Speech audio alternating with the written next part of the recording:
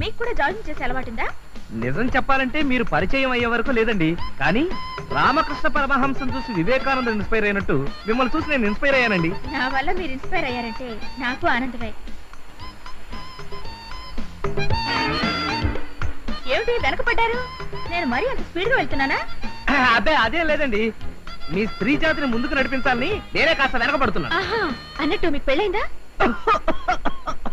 ఏమైంది? అదే ఏం లేదండి, నిన్న రాత్రి చేపల పులుసు వేసుకుని భోంచేశానండి. బహుశా అది అరిగుండదు. జాగింగ్ స్టార్ట్ చేశారుగా, ఇక మీదట అజీర్ణం అనే మాటే ఉండదులేండి. పదండి. మీ పెళ్లి సంగతి చెప్పనే లేదు. మనం ఇక్కడే 2 నిమిషాలు ఆగి మీ చేత్తో చేసిన ఆ మసాలా టీ తాగి వెళ్తే బ్రహ్మాండంగా ఉంటుందండి. తీయండి. నా మసాలా టీ మీకు అంత బాగా నచ్చిందా?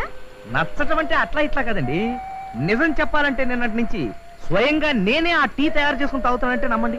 స్వయంగా చేసుకుంటున్నారంటే మీకు ఇంకా పెళ్లి కాలేదన్నమాట. చూసారా, మీరు ఏ విషయాన్నైనా ఇట్టే కనిపెట్టేస్తారు.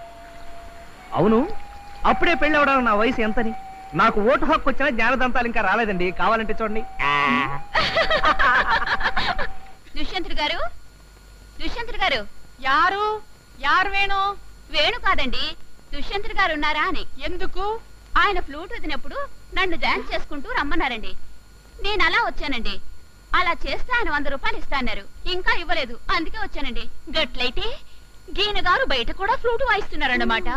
జరే లోపలికి రా. లోపలికి రా. இதெல்லாம் என்னையா? రావయ్యా. நோட்டு வாசிச்சு ஒரு பொறுக்கி மாதிரி எல்லா பொண்ணுக்கும் పణం கொடுத்து ஊதுతావా? అబ్బే, నేను డబ్బులిచ్చి వదలే ఉత్తునే. चुप रहो, तुम्हारा खेल मत हमको मालूम है. నువ్వు గిట్ల గనక ఇంకొకసారి నగరాలు చేస్తే కత్తెట్టి నీ నాలుకా కోసేస్తాను. ముందు బయటికి పోవే. గేంటివయ్యా, రోజు రోజుకి నగరాలు ఎక్కువైపోతున్నాయి. నీకు గిట్లా కాదు. ఈ రోజు నుంచి తుమ్హారా ఖానా పీనా సోనా ఇదరీ హై. ఖానా పీనా సరేనే, సోనా కూడా సాప మీద అయితే సరసంలా నడుము మోకాలు నొప్పులు పడతాయి. సరసం లేదు, కిరసం లేదు. ఒక మాసం తనియా తోంగు, అంతా సరియపోతది.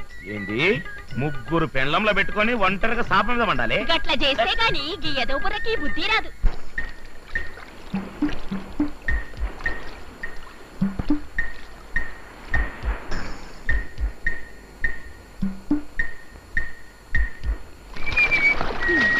తీసుకోండి. థ్యాంక్స్. ఈ ఖర్చు మీదేననుకుంటారు. ఖర్చీఫ్ నాదే కానీ దీంతో మీరు మొహం తుడుచుకున్నారా?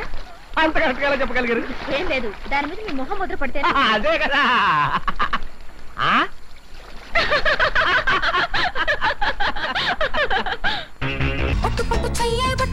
చిన్నదాని చింగేబట్టు నన్ను నిలుగాచి పెట్టు ఓ పుల్లోడా.